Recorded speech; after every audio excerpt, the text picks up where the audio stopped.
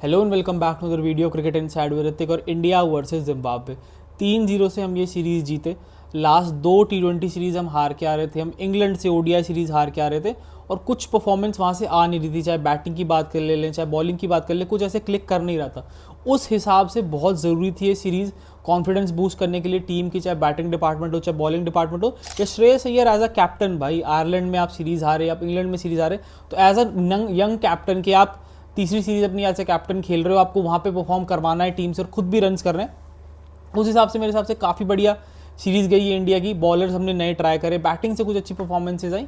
शुरू से अगर सीरीज़ की बात करें तो क्या टॉकिंग पॉइंट्स रहे। सबसे पहले बैटिंग की अगर मैं बात करूँ तो वैभव सूर्यवंशी को हमने इंग्लैंड में खिलाया था संजू सैमसन की जगह। वहाँ उसने 10-15 रन एक दो मैचेस में करे थे। थोड़ा इंप्रेस कर रहा था कि यार ये बंदा छक्के चौके मार सकता है। आईपीएल में हमने उसे देखा ही है, पर ये सीरीज़ उसके लिए बहुत बढ़िया सीरीज़ रही मेरे हिसाब से। As a batter man of the series रहा, मैन ऑफ द मैच रहा लास्ट मैच का। उसके बाद अगर देखा जाए तो अभिषेक शर्मा की एज अ बैटर बढ़िया सीरीज़ नहीं गई है, तब भी हमने, मुझे लगता है कि उसको एज अ बॉलर भी ट्राई करा है, उस पर मैं आगे बात करूंगा। पर 2 इनिंग अगर आप वैभव की देखो, सबसे पहले जो पहले T20 में उसने खेला उसने 19 बॉलों में 50 करा। जो लास्ट T20 में उसने इनिंग खेली 80 रन की, वो अगर जहां उसका 50 देखोगे वो उसने 33-34 बॉल्स में करा, कि उसने टाइम लिया अपना। सामने से अभिषेक शर्मा जल्दी आउट हो गया था, एक पार्टनरशिप वहां पे लगानी जरूरी थी, तो उसने थोड़ा अपना गेम कंट्रोल करा। और यही चीज़ हमने उसके साथ आईपीएल में भी देखी थी। दोनों इनिंग्स जो उसने एलिमिनेटर में या क्वालिफायर में खेली है, वहां पे भी उसने ये गेम दिखाया कि भाई मैं आराम से भी खेल सकता हूँ, मैं अपना टाइम भी ले सकता हूँ। अगर और कोई बैटर 30-32 बॉल में 50 करता ना, हम कहते हैं हाँ यार तेज खेला है, पर वैभव उस उन्हीं बॉलों में 70-75 रन करने हमने देखा है उसको आईपीएल में। तो दोनों तरीके की इनिंग उसने खेल के दिखाई इंटरनेशनल क्रिकेट में भी, कि भाई मैं तेज भी खेल सकता हूँ, कि अगर मुझे वहां पे विकेट रोकनी और थोड़ा टाइम भी लेना है मैं उस तरीके से भी खेल सकता हूँ। तो 16 साल की उम्र में मुझे लगता है इंटरनेशनल क्रिकेट में जो उसने मेच्योरिटी दिखाई है, आईपीएल में तो हमने बात करी है, बहुत बढ़िया होगी उसके कॉन्फिडेंस के लिए। और वो आगे टीम को किस तरीके से सर्व करता है, कि भाई संजू सैमसन वापस आता है तो आप वैभव सूर्यवंशी को कहाँ खिलाते हो, या आप उसको भाई सेकंड ओपनर के हिसाब से रखोगे या बैकअप के हिसाब से रखोगे, वो भी देखना इंपॉर्टेंट होगा। उसके बाद बात करें भाई तिलक वर्मा पे बहुत बात हुई है। इंग्लैंड में, आयरलैंड में उसने काफ़ी बढ़िया परफॉर्म नहीं करा था। एक इनिंग आई थी जहाँ पे उसने 45 बॉल में 50 करा था और हम वो भी मैच नहीं जीत पाए थे, आखिर में चेज नहीं होता। उसके बाद अगर जो ये सेकंड T20 में उसने इनिंग खेली है ना, इसी तरीके की इनिंग के लिए वो जाना जाता है, कि वो 28-29 बॉल में 60-65 रन करेगा। और स्पेशली फास्ट बॉलर, एक चीज़ जो बहुत क्लियर है कि यार फास्ट बॉलिंग पे उसका गेम खराब नहीं है। फास्ट बॉलिंग पे वो आराम से छक्के मार सकता है, बिल्कुल थ्रू द लाइन मार सकता है। और आते ही जो उसने 3 चौके लगाए थे एक ओवर में, वहीं से उसे मोमेंटम मिल गया था सेकंड T20 में। पर एक जो कंसर्न फैक्टर अभी भी तिलक की बैटिंग में, वो है स्पिनर्स के अगेंस्ट। थर्ड T20 में उस तरीके से बैटिंग नहीं कर पाया, 9 बॉलों में 11 रन उसने बनाए। तो एक चीज़ जो उसको इंप्रूव और भी करनी है, वो है भाई स्पिन के अगेंस्ट उसका गेम। फास्ट बॉलर पे बहुत तगड़ा है, हमने देखा है उसको मारते हुए आईपीएल में भी, जो उसने 100 भी करा था जीटी के अगेंस्ट, वहां भी वो फास्ट बॉलर को बहुत बढ़िया मारा था। पर स्पिनर्स हैं जो उसको एशिया कप में फंसाते हैं, उसको वर्ल्ड कप में फंसाते हैं, और ये हमने और T20 सीरीज में भी देखा ही है। और उसके बाद ईशान किशन, बहुत ज़रूरी था उसके भी रन आने, कि सेकेंड T20 में उसने भी 80 करा, एक बड़ी इनिंग खेली।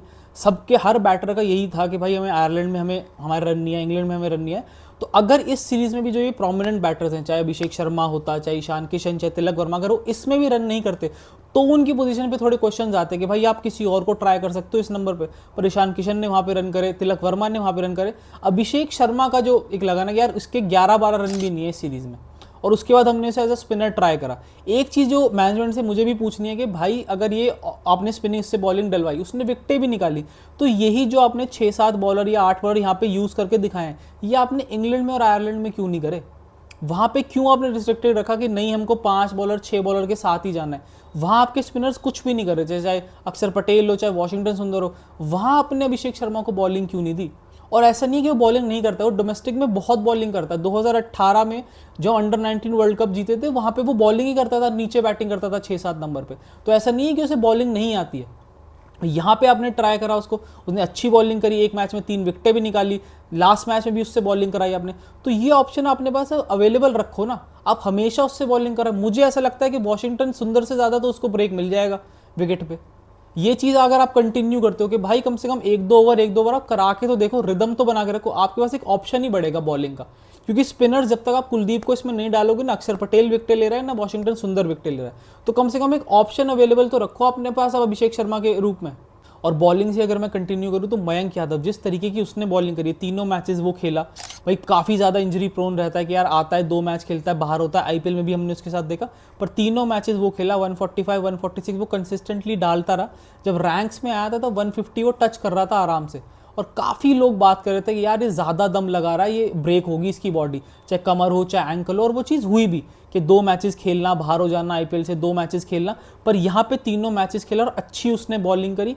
उसके साथ हमने यश ठाकुर को भी देखा। तो जो ये नए आप फास्ट बॉलर्स ला रहे हो, चाहे यश ठाकुर हो चाहे अशोक शर्मा को आपने चांस दिया, मेरे हिसाब से कार्तिक त्यागी को भी यहाँ पे चांस मिलना चाहिए था।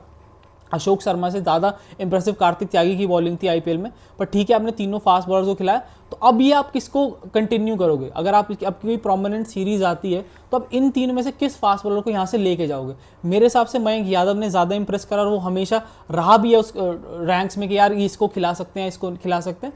तो यही चीज़ मेरे हिसाब से कंटिन्यू होनी चाहिए कि मयंक यादव को यहाँ से चांस दो, और फिर वो जो हमारी इंपॉर्टेंट सीरीज आएंगी, ऑस्ट्रेलिया हो गया, न्यूजीलैंड हो गया, साउथ अफ्रीका हो गया, वहाँ पे वो कैसा परफॉर्म करता है, क्योंकि पेस उसके पास है 145 146, किस तरीके से उस पेस से वो मैनेज करता है, किस लाइन लेंथ से बॉलिंग करता है, और उसके पास क्या वेरिएशन कि उसका यॉर्कर कैसा बढ़ रहा है, बाउंसर कैसा पड़ रहा है, स्लोअर बॉल उसके पास कितना अच्छा है, ये चीज़ वहाँ से आप बिल्ड करने का देखो।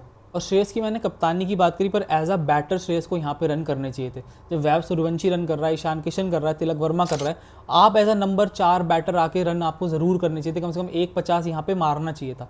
आपके कॉन्फिडेंस के लिए भी बहुत बढ़िया होता है। लास्ट सीरीज़ आपकी दोनों बहुत अच्छी नहीं गई हैं as a captain. England series में आपने ज़रूर रन करे, पर यहाँ पे एक छोटी टीम थी मेरे हिसाब से, जिम्बाब्वे इतनी कोई तगड़ी टीम नहीं है। आयरलैंड से अच्छी टीम है ये। आयरलैंड से क्योंकि हम हार गए तो हमें लगा था कि यार क्या पता जिम्बाब्वे जिस तरीके का क्रिकेट यहाँ पे खेल रहा है, क्या पता हमें हरा दे, पर ऐसा नहीं हुआ। तो श्रेयस अय्यर को यहाँ पे रन करनी चाहिए। रिंकू सिंह को मौका मिला लास्ट T20 में, उसने 14 बॉल में 25 करे, बस ये अच्छी इनिंग इसकी खेल दी है। 6 महीने में इसकी एक बार बैटिंग आती है। अगर कोई बाहर होगा, अब यही होगा बाहर देखना है यहाँ से, हम कंटिन्यू करेंगे ही नहीं उसको। हमारे पास नीचे फिनिशर्स ओडीआई में भी नहीं है, हम वहाँ पे वॉशिंगटन सुंदर, अक्षर पटेल से काम चला रहे हैं, वहाँ पे भी आप रिंकू सिंह को खिला सकते हो। ये चीज़ भी टीम को देखनी होगी कि भाई ये बंदा 6 महीने में एक बार बैटिंग करता है और आके हमेशा डिलीवर करता है हर सिचुएशन में, जब उसके पास 10 बॉलें 12 बॉलें 15 बॉलें खेलने को रह जाती हैं। और एज अ फिनिशर अगर आप उसके लिस्टे के भी नंबर देखोगे ना, उसका 57 58 के आसपास का एवरेज है। आप उसको ओडीआईज में भी ट्राई कर सकते हो। आपके पास केएल राहुल के साथ जब तक हार्दिक पांड्या नहीं आता है, कौन फिनिशर है, आप एज अ बैकअप भी रख सकते हो। आपको लेफ्ट हैंडर चाहिए ना वहाँ पे, उन दोनों को मिला के इतने अच्छे बैटर नहीं है अक्षर पटेल और वॉशिंगटन सुंदर जितना अच्छा रिंकू सिंह है। आप रिंकू सिंह को ट्राई कर सकते हो ओडीआई क्रिकेट में भी, जब तक आपका वर्ल्ड कप आ रहा है, इस हिसाब से भी आप सोच सकते हो। तो ये था मेरा एनालिसिस इस सीरीज़ का। 1-2 दिन में शायद श्रीलंका टूर की भी टीम आ जाएगी, तो देखते हैं किस किस को टीम में मौका मिलता है। वीडियो अच्छी लगी तो लाइक शेयर सब्सक्राइब। जय हिंद।